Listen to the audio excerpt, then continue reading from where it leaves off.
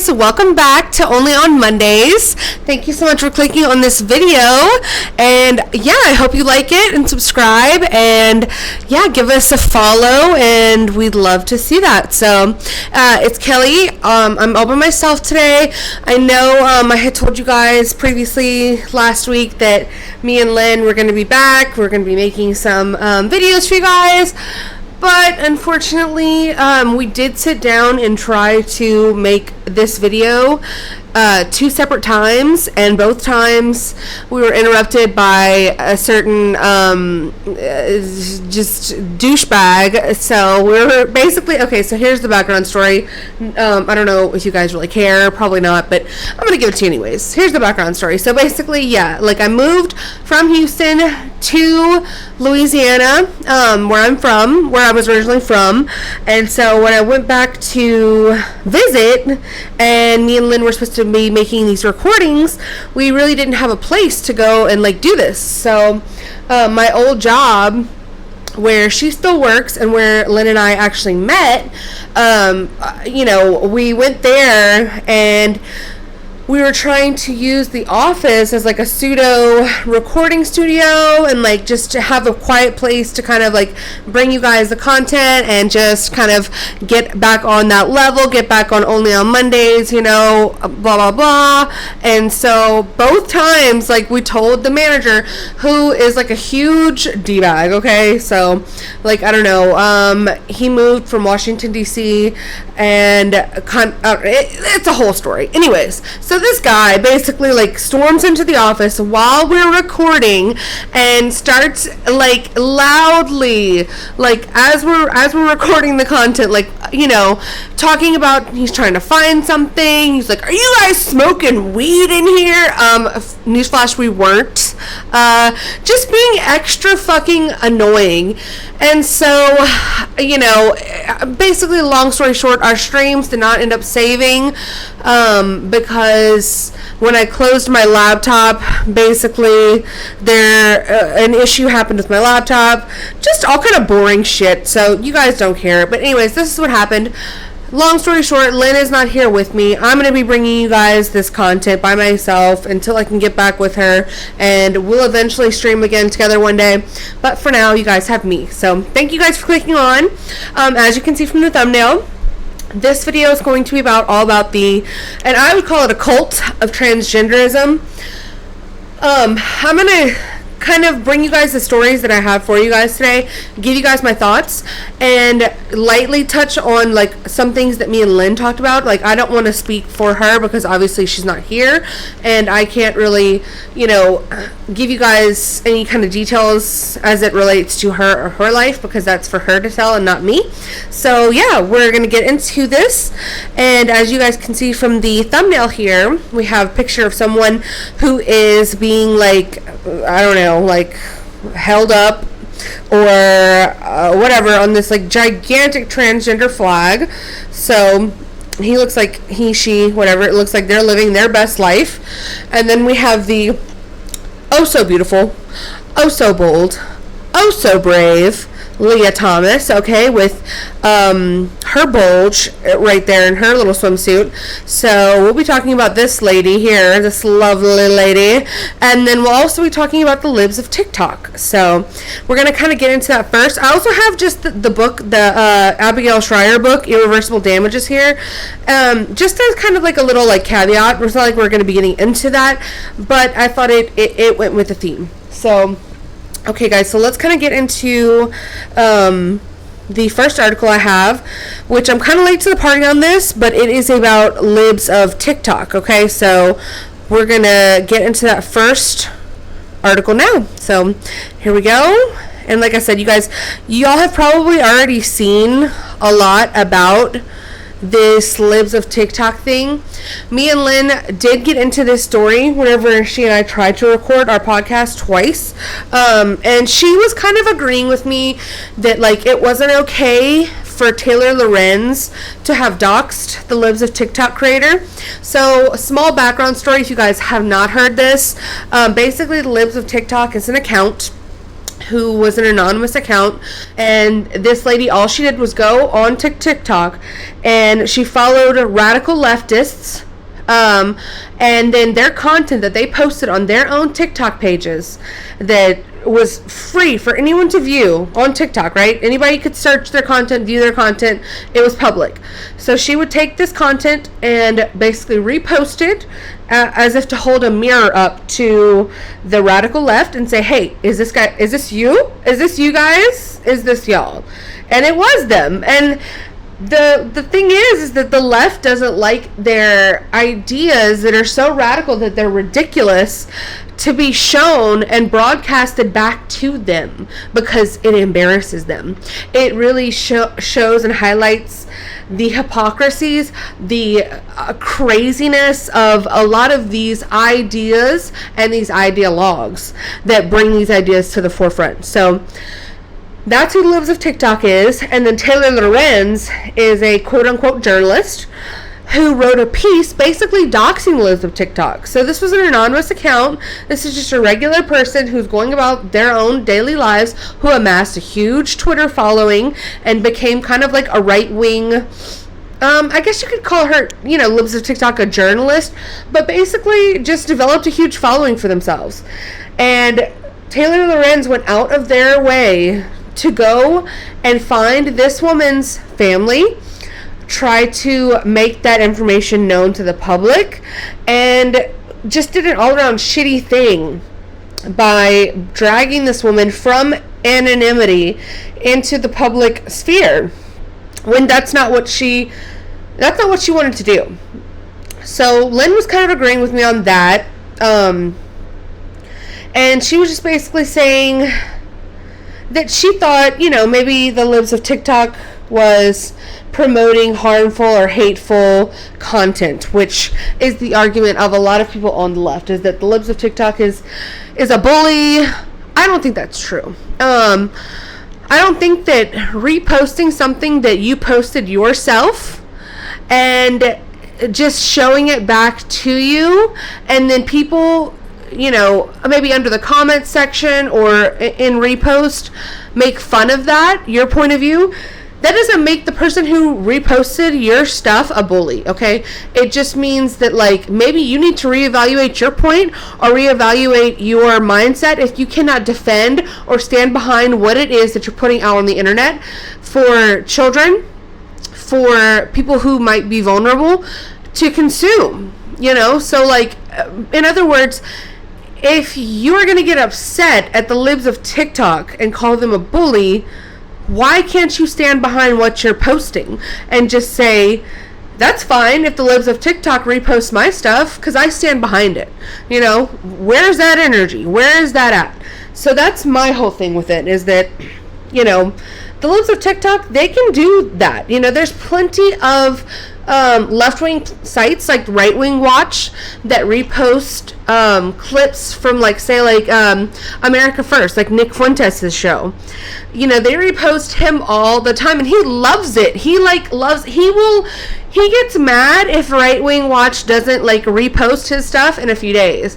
And I think that's great, because that just goes to show you that Nick Fuentes, he stands behind his ideas, and he knows he's solid in his, in what he's saying. He's solid behind his viewpoints, behind his words, that if somebody reposts it and tries to hold a mirror up to him, he's going to stand in that mirror and smile right back. So that's the way you should be, okay? Not like these liberals who, if you hold a mirror up to them, they run screaming, crying, have a full-blown mental panic attack, okay? So to me, there is a difference there. And there's people that do it on the right, there's people that do it on the left. But it just seems like the left cannot and won't take it. They get all up in arms, and that's where we find ourselves now. So this article here is from the New York Post. It's kind of just briefly, I'm just going to briefly talk about this article because, like I said, I'm sure a lot of guys have heard about this. This has been a pretty big story. So let's get into it. Taylor Lorenz, the Washington Post internet culture beat reporter, is being accused of doxing the anonymous woman who operates the popular Twitter account Libs of TikTok. Lorenz, the former New York Times journalist who earlier this month broke down in tears on MSNBC while recounting harassment she has experienced online, published an article on Tuesday revealing the identity of the social media user. So, goes on to describe what doxing means. Critics accused Lorenz of hypocrisy after it was claimed that she showed up at the home of the woman's relatives to ask questions. So the Libs of TikTok account, which posts TikTok videos from liberals and has generated more than 662,000 followers, posted an image of Lorenz outside of the home of one of her relatives. "Which of my relatives did you enjoy harassing the most at their homes yesterday?" read the caption, attached to the photo of the woman who bears Lorenz's likeness. So this tweet here is from Glenn Greenwald. Perhaps there's a small difference between investigating crimes by powerful U.S. officials and doxing anonymous Twitter users. The failure to recognize this distinction is a key pathology of a modern-day journalism. Why Assange is in prison and TikTok Taylor is a reporter. So that was in response to this from Alex Thomas. Showing up at people's homes is standard journalism that more reporters should do. Like half of all the president's men is Woodstein showing up at people's homes. Not sure what that's in regards to, but let's keep going. So Ben Shapiro says, Taylor Lorenz is a terrible journalist and worse human, targeting a Twitter account that literally just posts leftists owning themselves because that account damages the left is pure Lorenz. So that's just a few tweets. This was the tweet that Libs of TikTok posted with showing this woman outside of the home of like one of her relatives. So there she is right there with a fucking mask on, y'all. Like, oh my God. I'm sorry. I knew this was going to get me derailed because if you're still wearing a mask at this point, I'm fixing to start saying things to people on the street because, and I've been, it gets me irrationally angry for a long time now, pretty much like since like a year and a half ago. Like after the first 6 months of the pandemic, I was over. I never wore a mask to begin with. Like I never played into that bullshit, but like, after a while, I started just become like, why are you wearing that? Why? Like, so the fact that this woman, first of all, if anybody shows up at my door with a mask on, like, I'm gonna answer it with a gun. Like, I don't know. I mean, I just feel like you are an insane person if you still have a mask on at this point. So I'm scared of you. So, okay. Lorenz defended her decision to reveal the woman's identity, tweeting, "Reporters make phone calls, send messages, show up places, and knock on doors when reporting out a story." Lorenz added, I reported this story out extensively, using every tool I had to ensure I had the correct woman. In response to criticism that she targeted a private citizen who wished to remain anonymous, Lorenz tweeted that the social media user isn't just some average woman with a social media account, but is instead a powerful influencer operating a massively impactful right-wing media-shaped discourse around LGBTQ rights. Okay. So that's ridiculous. I mean, let me know in the comments, guys, like, what do y'all think? Do y'all think that this woman, Taylor Lorenz, has the right to out the Libs of TikTok just because she thinks that she has this, like, massively powerful, quote-unquote, right-wing, platform that is hurting LGBTQ. No, I'm sorry. I don't care about that. I think that, like, if you're anonymous, if you're operating an anonymous account and you're a private citizen, you have no right to go and dox a person. You don't even really have a right to dox somebody if they're in the public eye, in my opinion. I think that everyone has their right to privacy and their own private life. And unless you want to be in the public eye, then you absolutely do not have the right to dox somebody who wishes to remain anonymous. It's not even a question to me. But please let me know what you guys think, and I'll be looking forward to getting some feedback on this, because I just want to know. You know, am I crazy? Is Taylor Lorenz crazy? She's got kind of like those crazy liberal lady eyes, like in this picture, even here, like you can see it. Hopefully you guys can see this photo here. Sometimes Streamlabs acts up and doesn't show you like what exactly it is I'm seeing on the screen, but yeah, this woman's crazy. I think she has very big issues with self-esteem, and she cannot deal with the fact that a woman who is anonymous, has a Twitter following, and has more of an impact in the social media sphere, in the culture, in our everyday lives than this Taylor Lorenz, who I'm sure considers herself a self-important woman, has. So a lot of people can't stand that. A lot of people don't like to see other people win. A lot of people don't like to see other people more successful than they are, especially when the person, in question feels like they are, important in some way, or they feel like they're impactful in some way. And it just goes to show you that, these people are sad individuals, and we really hate to see it. We really do, guys. So let's move on to the next sad individual.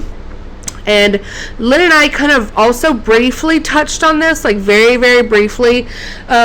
She cracks me up because she's always like saying something about I wouldn't even call it an obsession. Okay, what's the right word? About my insistence, my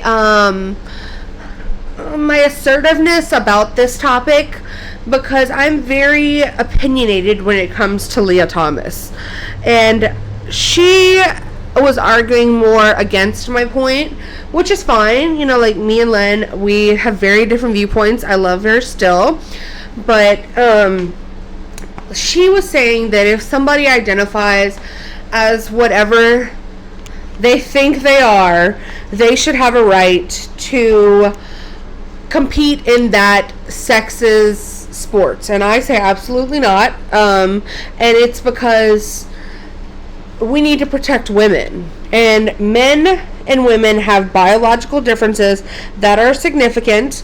That is proven.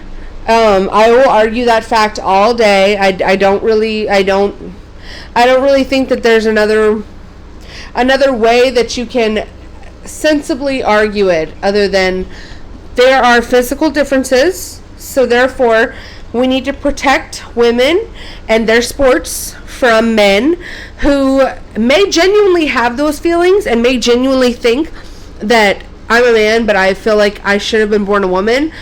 There are people like that out there. That's fine. I will grant that. But that does not mean that they should be allowed to be indulged and break women's records, take their scholarships, take their record. So basically, like, if a woman has held a record in whatever, swimming or bicycling or whatever, for like years, they were the best to do it for years and had this record, a man can come in one year and literally take that record from them. That should not be allowed.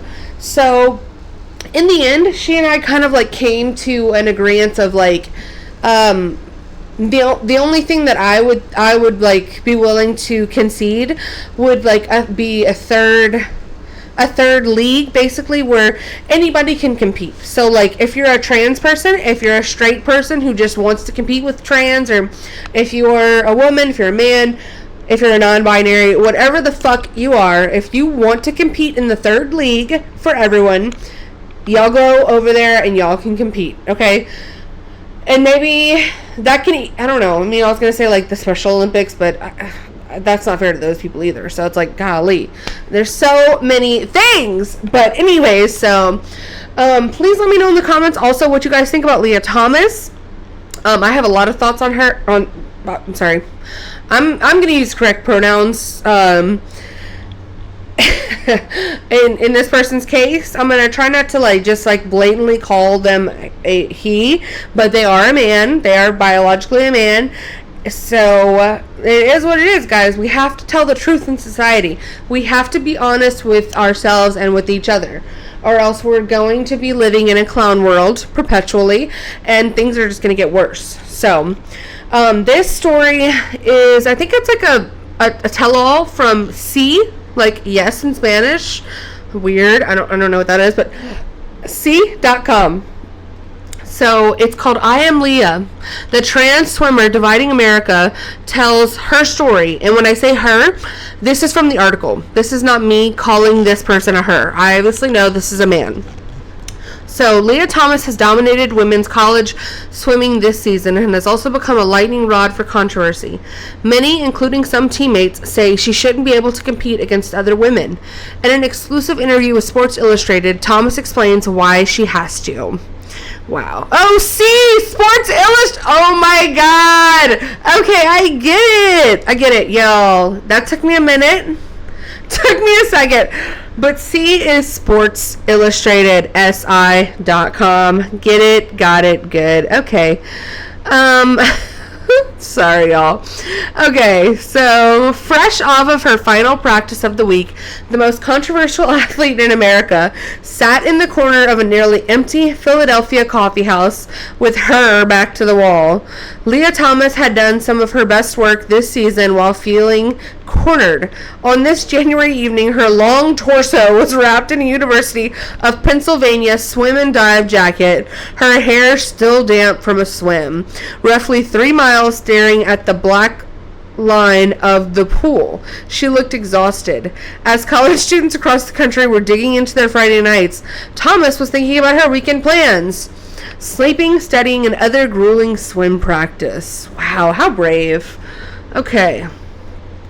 So, I don't really care about all this, like, fluff language that they're, like, Sports Illustrated's over here sucking this person's dick, so that's great. So we're going to skip over some of this. I just kind of want to get into maybe, like, some of this person's words. Okay, here we go. So, these are direct quotes. I just want to show trans kids and younger trans athletes that they're not alone, she says at the coffee house. They don't have to choose between who they are and the sport that they love. No one said you had to choose, sweetheart. No one said that you have to choose between who you are and the sport that you love. All we said was that if that's who you feel like you are, that's fine. We accept you. But you need to stay in your lane, quite literally, in your swimming lane with the other men. Because it's not right for women and who they are to sacrifice and to choose between the sport that they love. It's not right. Because there's 50%. The world makes up 50% of women, 50% men. Trans people are a very, very small, like 1% of the population. So I don't want to hear that. So let's get back into some. Okay, so here it says in the article, when she swims at the NCAA Women's Division I Swimming and Diving Championships, which began March 16th in Atlanta, Thomas is a favorite to win individual titles in the 200 and 500 yard freestyle events and also has a shot in the 100 yard freestyle. She has an outside chance to break long-standing collegiate records held by Katie Ledecky and Missy Franklin, two of the most beloved American Olympians of this century. Thomas says she has ambitions to compete beyond college, which could set her on a course to be Ledecky's teammate at the 2024 Games in Paris and perhaps challenge Ledecky's Olympic record. That ought to never be allowed. That is ridiculous. If that happens, we have failed, y'all. Like, as conservatives, we will fail if that happens. If Leah Thomas is allowed to swim with women in the Olympics, we're a failure. So they're already going to basically strip two women, Katie Ledecky and Missy Franklin, of their titles, their long-standing titles, collegiate titles, and give them to a man who thinks he's a woman, which is fine. There's nothing wrong with that per se. Okay, like if that's how you want to live your life, there's nothing wrong with that. It's not, You're not truthfully becoming a woman. Biology cannot be changed, but no one's going to belittle or stop you from living your best life. At least I'm not going to. But let these women also live their best lives. And their best lives were working as women to get the titles that they earned. So let them have those. They've earned them. And it's ridiculous to even have this conversation on some levels. So, another direct quote. I don't know exactly what the future of my swimming will look like after this year, but I would love to continue doing it, Thomas says. I want to swim and compete as who I am. So, as a man, as you want to swim and compete as a man, because if we go back to the thumbnail, okay, let's go right back to the thumbnail, okay? You want to swim and compete as who you are? Well, I see some of who you are right here between your legs. And I mean, I hate to be like crude, or I hate to be like, with language on this, but it's blatantly obvious who you are. And God bless you for the thoughts that might be plaguing your mind and the mind virus that's inside of you. I pray for people like this to find strength and resolve in who they are, but you cannot punish women for the, mental issues of people who think that they're women. It's just not right, guys. So, I mean, let's get back into the articles that I have here, and I just want to share one more with you guys, and that is about detransitioners. So we're just going to briefly, again, go over this one article that I have here. Okay, so this article here is from bigthink.com, and it is titled Detransitioners. 55% say clinicians didn't give adequate evaluation before gender transition. And the subtitle is, the results of a recent study suggest that some clinicians might be failing to explore other causes when treating gender dysphoria. And I think we all know this, guys. This is a part of the big problem. This was kind of like why I included Abigail Schreier's book on the thumbnail, because this has become a huge talking point, but also this is a legitimate concern for conservatives, is that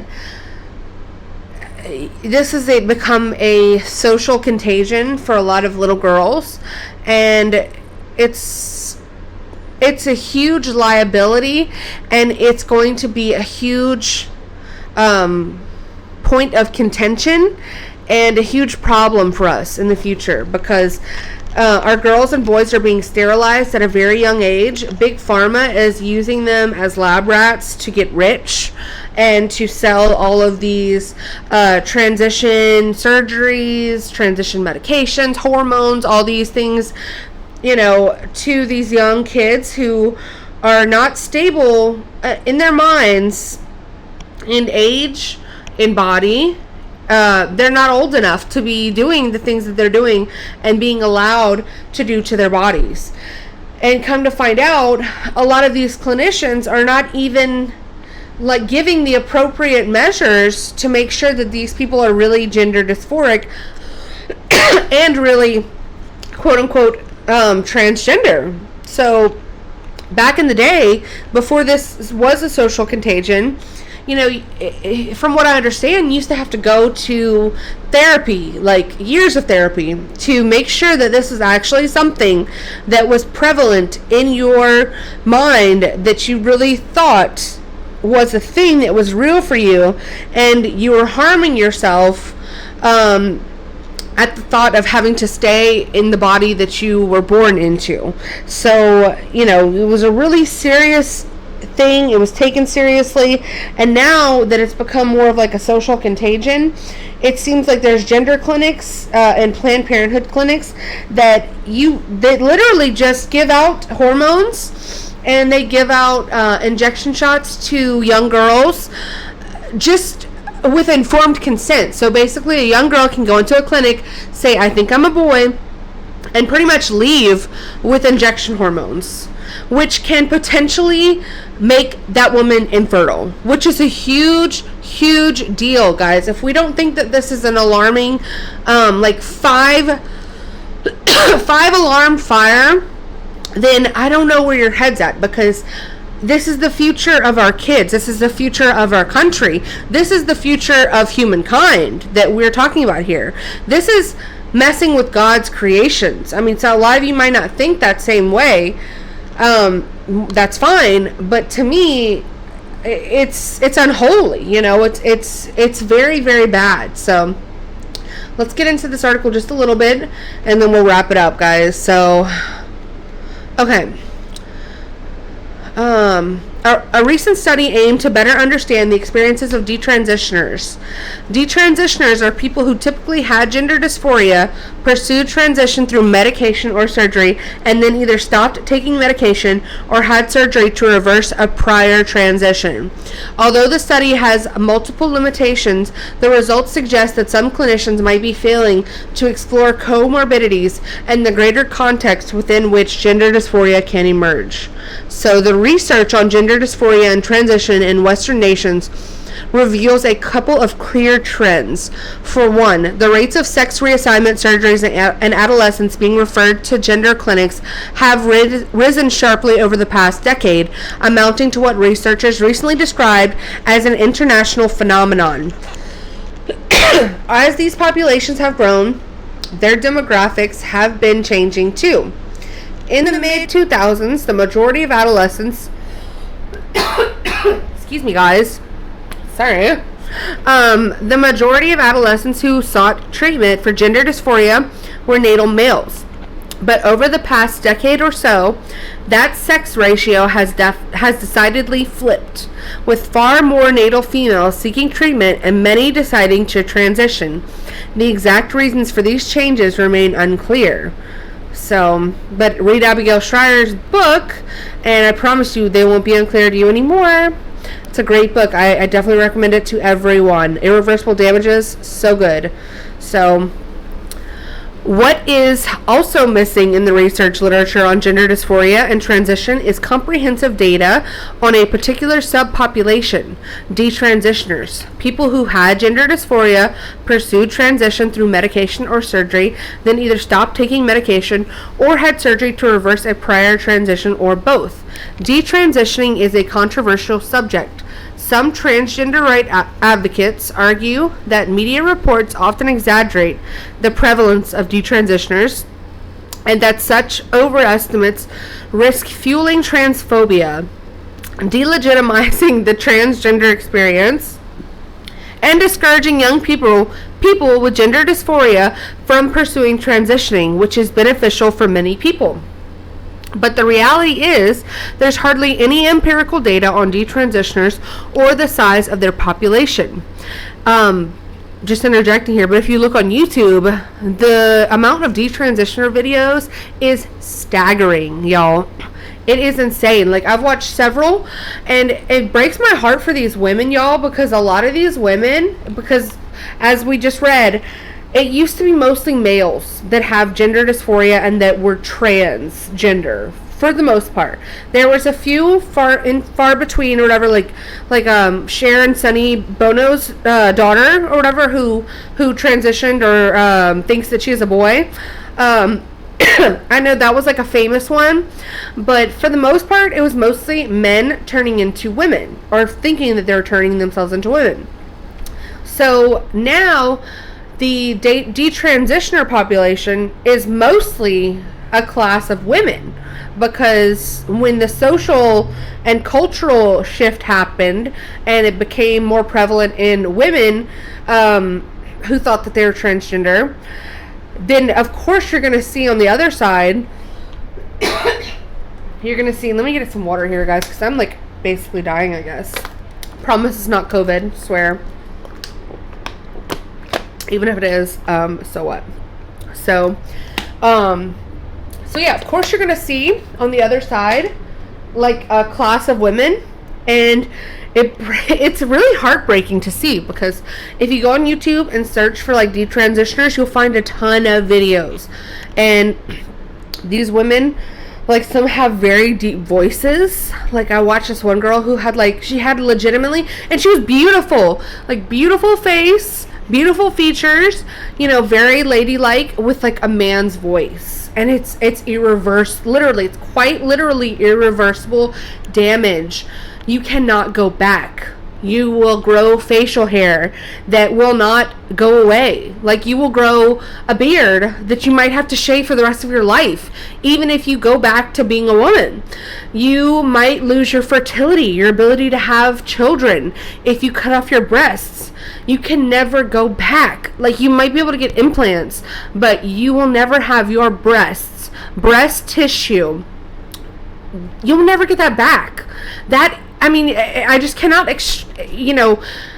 cannot express the importance of this situation that we're in with these young kids, these young girls, and even these young boys who are being taught this very, very sick ideology that is for sick people. It is for people who have mental issues, and those mental issues are legitimate, but they should not be being foisted onto our children, okay?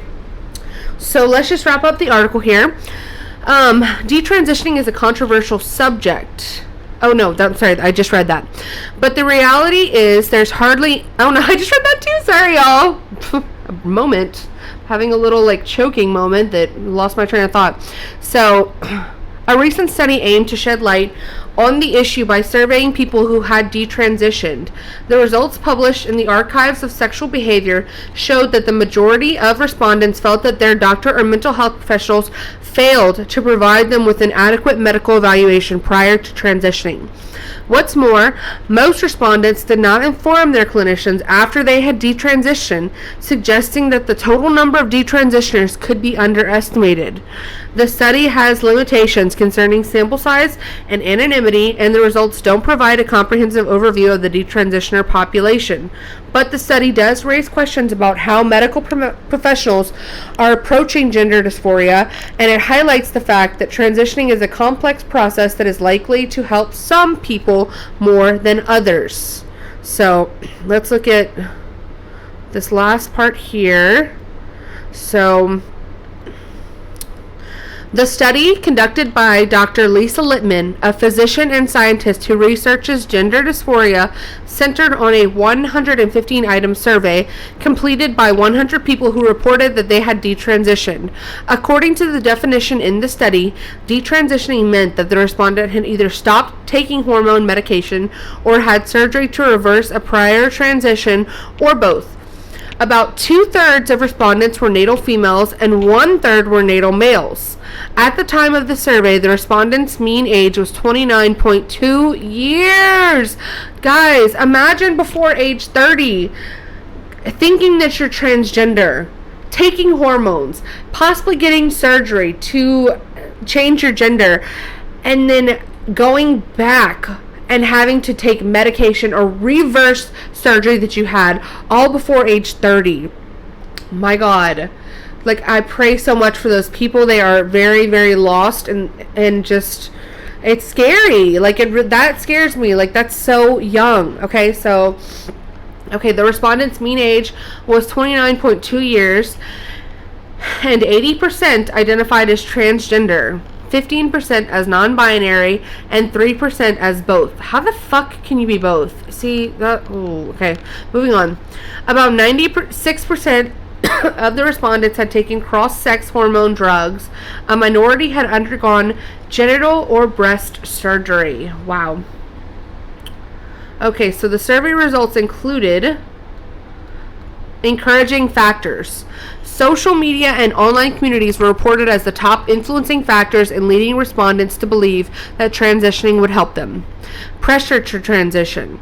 37% of respondents, most of whom were natal females, reported feeling pressured to transition. In open-ended answers, the respondents wrote statements like, "My gender therapist acted like transition was a panacea for everything. My doctor pushed drugs and surgery at every visit. I was dating a trans woman and she framed our relationship in a way that was contingent on my being trans. A couple of later trans friends kept insisting that I needed to stop delaying things. Reasons for transitioning. The most common reasons for transitioning included statements like, I wanted others to perceive me as the target gender. I thought transitioning was my only option to feel better. My body felt wrong to me the way that it was. Reasons for detransitioning. The most common reason for detransitioning was that the respondents' personal definition of male and female changed, and they became comfortable identifying with their natal sex. 60%. Meanwhile, 23% of respondents reported discrimination as a reason for detransitioning. I don't know if I believe that, but anyways, so that's kind of like the findings. I'm not going to get into the medical evaluations because, to quote Ketanji Brown Jackson, I'm not a biologist, guys, so just not. Just please don't make me be one.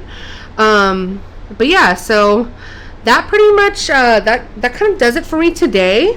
Let me know what you guys think in the comments, please, and please share this video if you liked it.